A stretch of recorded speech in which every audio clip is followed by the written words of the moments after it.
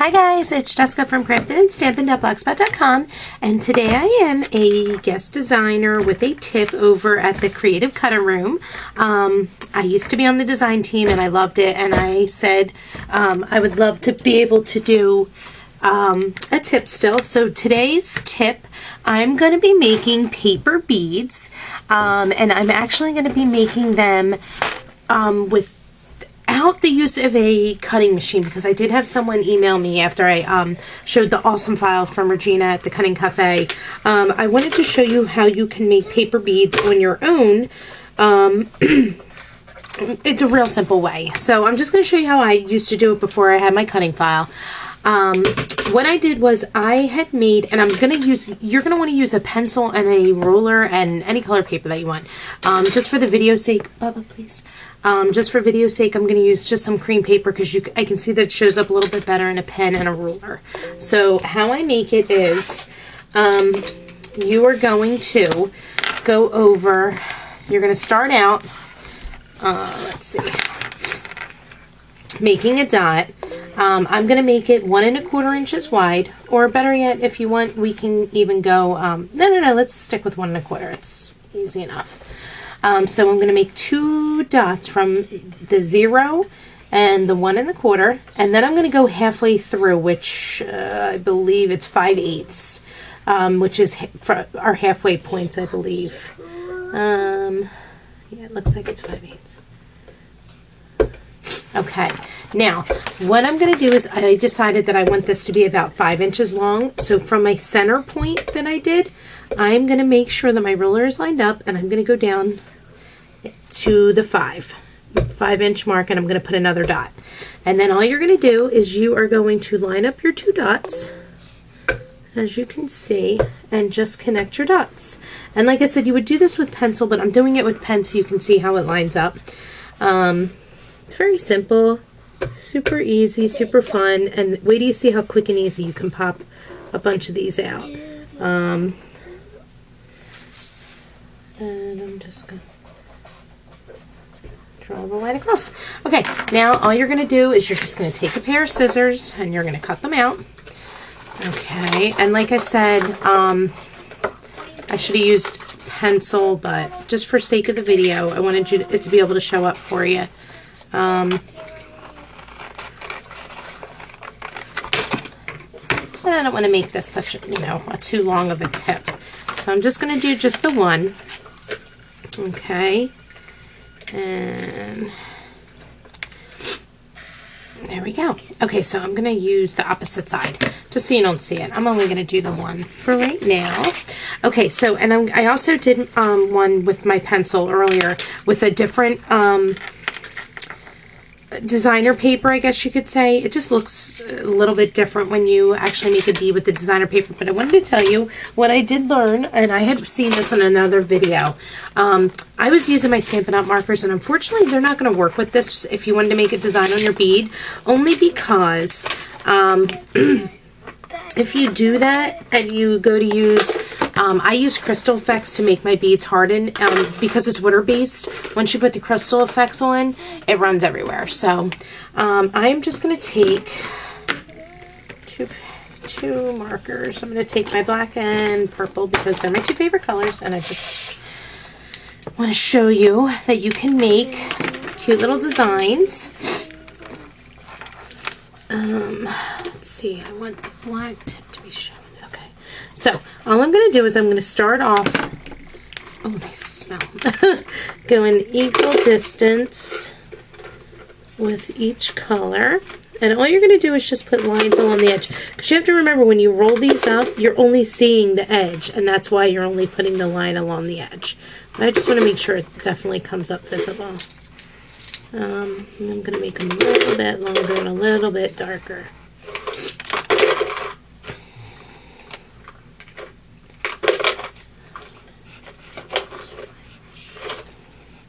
Okay, so as you can see, where I just put my marks, this is one of the this will be a design. I hope you can see the purple, purple, purple.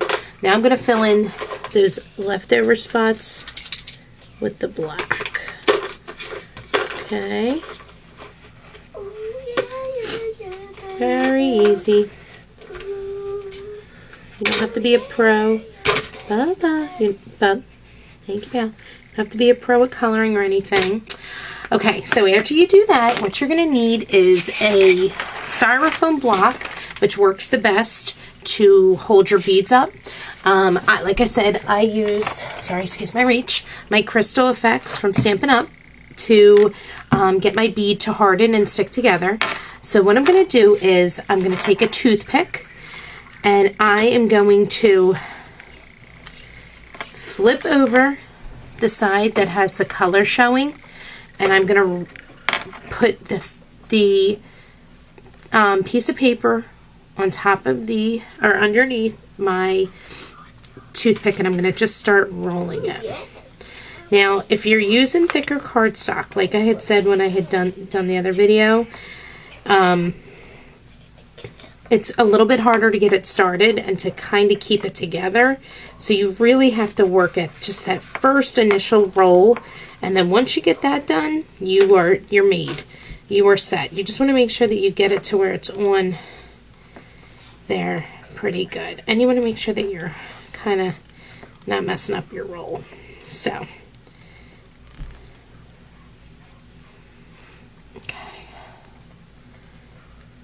let's see, this is messing up just a little bit. There we go, now we're good.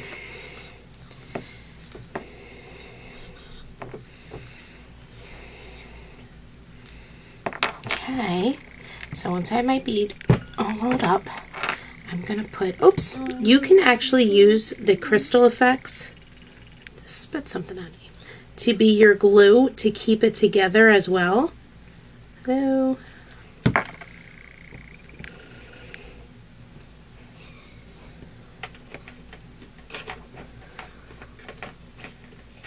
Sorry guys, my Crystal Effects doesn't want to come off. There we go, that should do it. Wonder what came out at me. If it wasn't the glue here. Okay.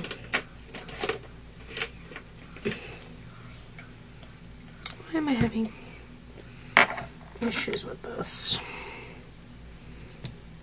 There we go. That should do it. Or not.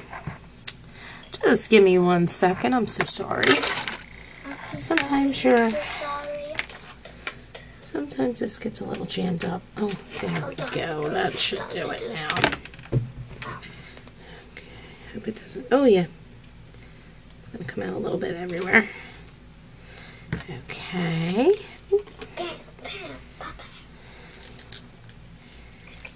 This is just not exactly working out exactly the way I wanted it to, because my Crystal Effects is not on there right. There we go. Now we're better. Now what you're going to do is you're just going to take your Crystal Effects and you're going to line it up. And it does have a nice long spout, I think this would be considered. So you could just easily rub the Crystal Effects in. You want to be a little generous with it, but in the same sense you don't want to overdo it, because you want it to dry relatively quick so that way you can move on with it. So that's your paper bead. You see it? Doesn't that look so cool? And then you're gonna, hey, see, Bob? And then you're gonna put it in your styrofoam to dry. Once it's dry, you're gonna go back and do another coat, and then you can take it off. And I've done a ton of paper beads. I mean, look how cool they look. Can you see? Very neat. I just have got to decide what I want to make with it. I don't know if I want to do jewelry or whatnot, but anyway, that's my tip. On my blog, I will have all the information on what size I cut my triangles and how to do it and what markers I believe works best. So thanks so much for stopping by the Creative Cutting Room today. I hope you enjoyed my tip, and I hope you check out my blog, www.craftedandstampin.blogspot.com. Thanks, bye.